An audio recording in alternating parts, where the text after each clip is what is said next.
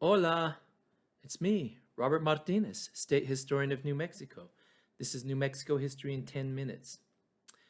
If we could get into a time machine and go back to New Mexico in the early 1700s, we'd see that this was a very dangerous place to be. The Spaniards and the Pueblo people had to develop a sense of coexistence to protect each other from groups of native peoples that were coming in from the south, from the north, from the east, from all directions. The Comanches, Apaches, Navajos, Kiowa, Ute. These were fierce warrior people who were also vying for resources, animals, food. It was a very tough place to be. And that's how it was for about 100 years, more or less, from 1700 to roughly 1800.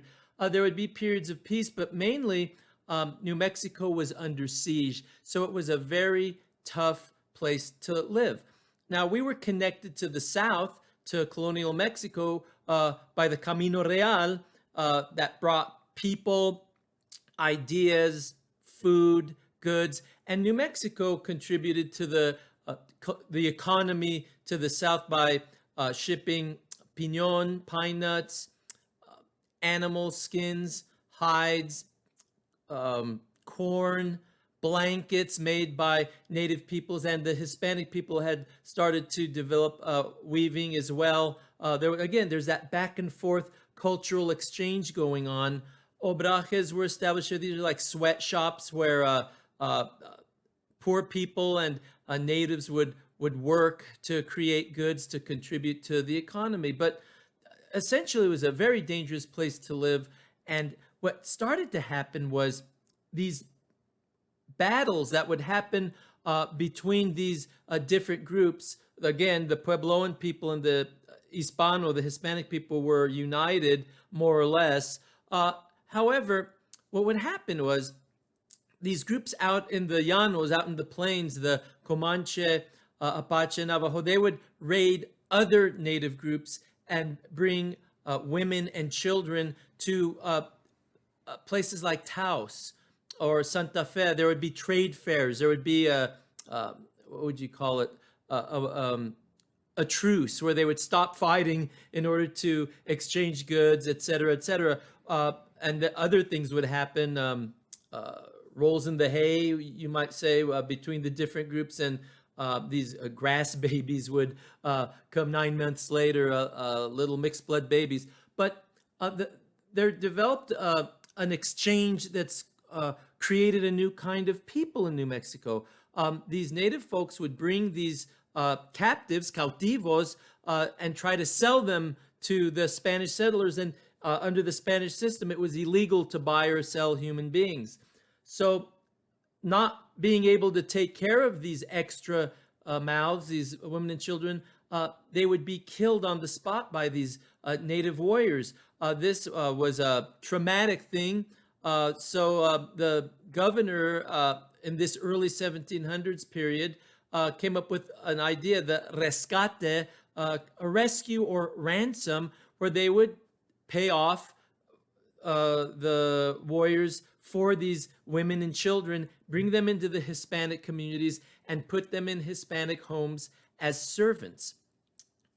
These folks then would have to Hispanicize and Christianize and Catholicize and essentially try to turn these native folks into Hispanic people, assimilate them, if you will.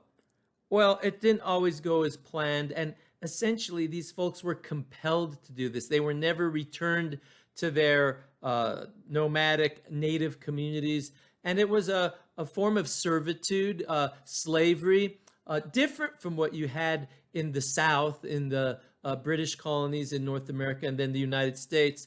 But still, nonetheless, it was a form of slavery and servitude, and it's something that we have in our past. These folks were called Genizaros. That means janissary or auxiliary troop, essentially. The Ottoman Turks in the Eastern Mediterranean in the 1400s, 1500s, they would capture Christian children and take the boys, train them as soldiers and fighters, and then put them in the front line when they would go to battle. That's the idea you had with the Genizaros. The first time we hear this term Genizaro in New Mexico was when Vargas used it to describe certain Native Americans, probably heavily Hispanicized. But also, later on, we hear about the Genizaros in 1733 when a group of these folks, they don't stay in the Hispanic families. Eventually, they are set free to live in their own communities or amongst the Hispanics. We see in the 1750 census in Taos and other places a section where Genizaros are listed. But 1733 near Sandia Pueblo, some Genizaros petitioned to establish their own community and get a land grant, but they were turned down.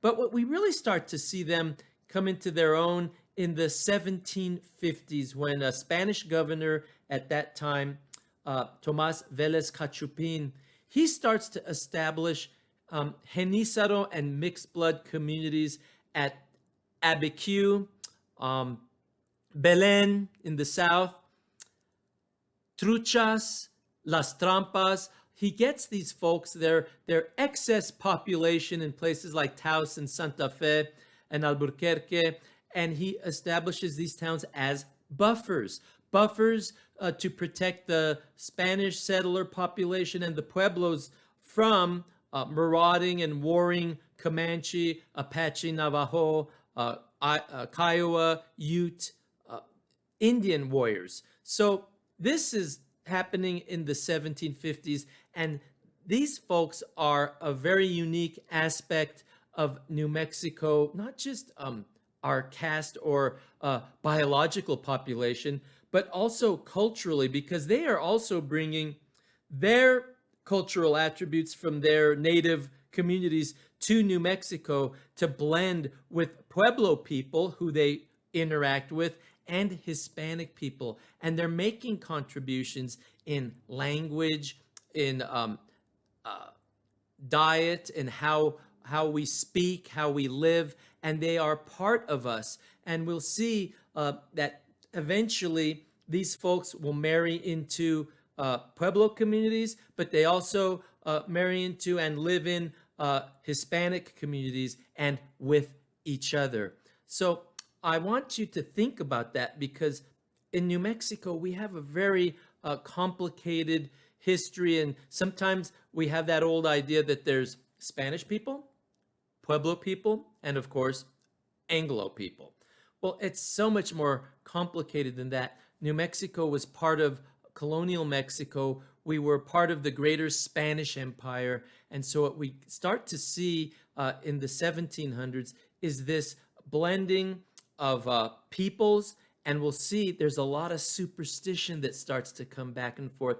I'm going to be talking later about witchcraft and sorcery, brujeria y hechicería. These are very, very strong and vibrant cultural currents in New Mexico. And they have roots in Spain, they have roots in Mexico, and clearly they have Puebloan and Genizaro influences as well. So I'll be talking about that pretty soon. And I also want to talk about the phenomenon of Judaizantes, crypto Jews. So join me in a future episode. I'm Robert Martinez. Take care, be well, and be safe. Bye.